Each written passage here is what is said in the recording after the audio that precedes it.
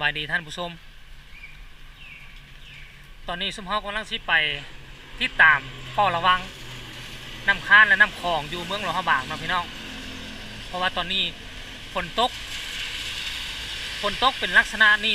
3 เข้า 4 มื้อแล้วเด้อ4 มื้อภาคใต้ก็น้ำท่วมกันแล้วนี่แล้วนาวแต่ว่าภาคเหนือของสมเฮามันยังอยู่สูงเนาะสังเกตเบื้องน้ำภาคเหนือโดยเฉพาะคือน้ำคลองที่แถวหลวงพระบางนี่น้ำคลองแคบแต่ว่าน้ำคลองเลิกแล้วก็ตะฟังสูงเพราะว่าเป็นเขตผู้ดอยเนาะแต่ว่าเวียงจันทร์เห็นบ่น้ำคลองกว้างแต่ว่าตื้นและตะฟังต่ำเนาะฉะนั้นขั้นฮอดช่วงฤดูฝนน้ำใดขึ้นมานี่ทางใต้น้ำจะท่วมไวกว่าทางเหนือเนาะแล้วมื้อนี้เฮามาติดตามเบิ่งพวกสังเกตเบิ่งตามอยู่เฟซอยู่อย่างต่างๆเนาะเขาจะบอกว่าน้ำขึ้นเขตตลาดมืดตัวไม้แถวตีนผู้สีเนาะเบื้องน้ำคานน้ำก็เริ่มท่วมขึ้นมาเพียงหลังตีนแล้วพี่น้องเดี๋ยวเขาจะมาที่ตามเบิ้งไปเบิ้งแถวขวาไม้ขวาเก่าแล้วก็แถวปากคานเนาะถ้ามีเวลาเนาะเดี๋ยว15ท่านผู้ชมไปติดตามพร้อมๆกันเลยเนาะ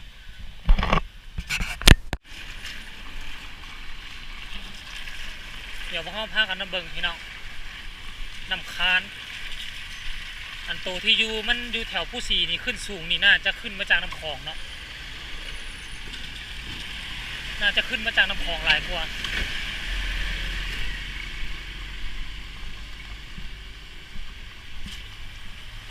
ตัวนี้คือบริเวณขวาไม้เด้อขวาน้ำคันไม้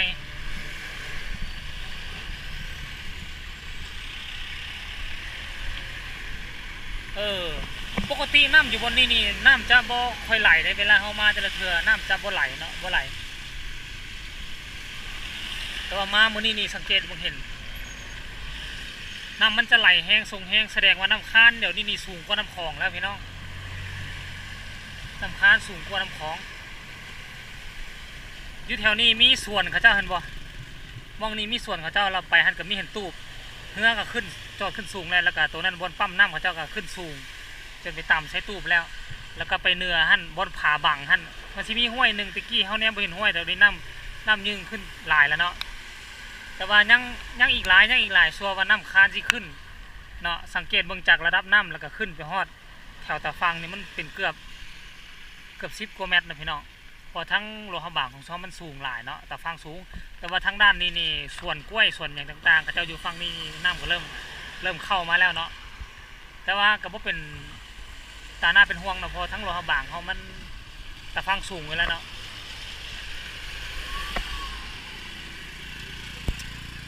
เดี๋ยวเขาสิข้ามไปอีกฝั่งหนึ่งเบิ่งก่อนฝั่งนั้นเนาะโอ้มื้อนี้เป็นวันเสาร์เป็นอย่างรถคือเที่ยวทางหลายใช่ปะตัวทั้งนั้นกับมาทางในเมืองเนาะมาทางในเมืองมาทางนี้กับมาทางสนามบินนะพี่น้องออกจากนี้แล้วเขาสิไปเบิ้งแถวปากคานเบิ้งแถวแคมป์คานแถวปากคานเนาะ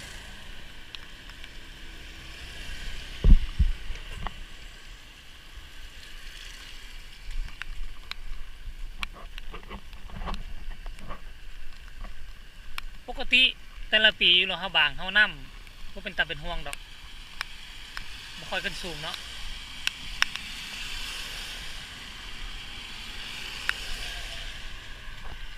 เห็นบ่ปกติสมมติขี่รถกายนี่น้ำจะบ่ทรงแห้งกว่านี้แล้วน้ำทรงแห้งทั้งนี้หัวส่วนก็เริ่มท่วมละท่วมหัวท่วมส่วนก็เจ้าแล้วเนาะ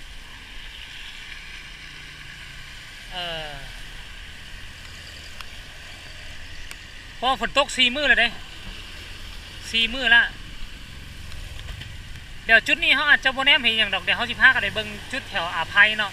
แถวตีนผู้สีลองเบิ้งเนาะโอเคเนาะมองนี่ก็น่าจะซ้ำนี่แหละเดี๋ยวเขาจะออกไปทางเบิ้งทั้งนั้นเนาะ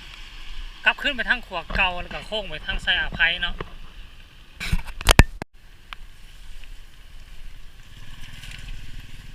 ตอนนี้พวกเขากับฮอดขวาน้ำคานเก่าเนาะ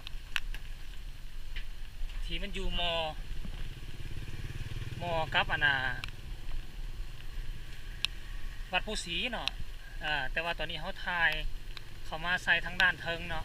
เกิดมากก็หาเป็นครั้งแรกเนาะหรือว่าครั้งที่2ที่เคยย่างอยู่ในขวดน้ำคานขวดเล็กแข็งนี่เห็นบอกพี่น้อง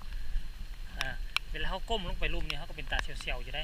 แต่ว่าไม่ต้องย่านดอก ราะว่าตัวนี้เป็นแป้นเล็กและที่กระเจ้าปรับปรุงเฮ็ดใหม่นะเฮ็ดใหม่แล้วพี่น้องนี่ลำคาญขึ้นเห็นบ่ตัวนี้มันหัวส่วนของกระเจ้าอยู่นี่เนาะหัวส่วนของเจ้านะแล้วตัวอยู่เบื้องนั้นก็เป็นตลาดใหม่เดี๋ยวเขาจะไปถ่ายเบื้องในเบื้องเด้อที่เห็นรูปภาพที่อยู่ในเฟซมือเศร้านี่เป็นของปลอมเนาะน่าจะเป็นการตัดต่อคิดว่าน้ำท่วมเขียนนั่นแล้วแต่ที่จริงแล้วบ่แม่นเนาะนี่ตัวนี้ก็เป็นห้านอาหารห้านเบียร์ชื่อดังเนาะตัวนี้เนาะห้านเบียร์ดังตอนนั้นแต่ว่าเดี๋ยวนี้น่าจะบ่เฮ็ดแล้วเนาะน่าจะบ่เฮ็ดแล้วน้ำก็เริ่มขึ้นไปห้านละอีกประมาณ2 เมตรจึงสิท่วมเขตไล่ตีนของห้านอาหารนั้นเนาะ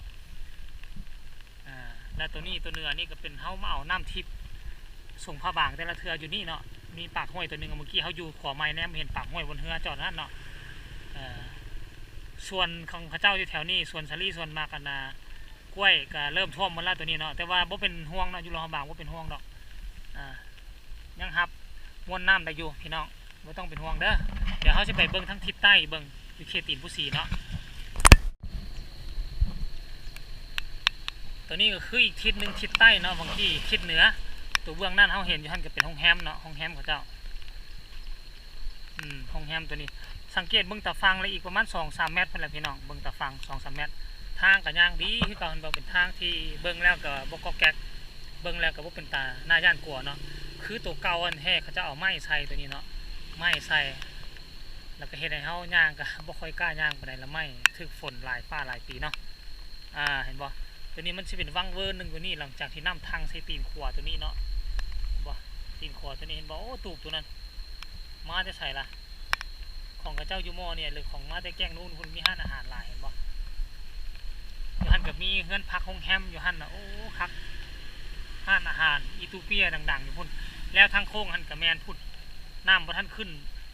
ฮอดตัวองค์พญานาคเถื่อเนาะเห็นรูปมือเศร้าน่าจะเป็นรูปตัดต่อที่กระเจ้าถ่ายมาคือว่าน้ำจุมันองค์พญานาค2 องค์นั่นแหละเนาะหลวงพ่อบางยังหับม้วนน้ำได้สบายพี่น้องไม่ต้องเป็นห่วงเด้อคนหลวงพ่อบางเนาะแต่ว่าถึงยังไงก็ดีให้ทุกคนเฝ้าระวังไว้ท่าเพราะว่าฝนตกมันนี่4 มื้อวันนี้แล้วนะต้องได้พากันเฝ้าระวังเด้อพี่น้องเด้อสำหรับคลิปนี้ก็น่าจะจบเพียงเท่านี้เนาะสุดท้ายนี้ขอให้ทุกคนกดไลค์กดแชร์แล้วก็กดติดตามเนี่ยเพื่อจะบ่พลาดในการ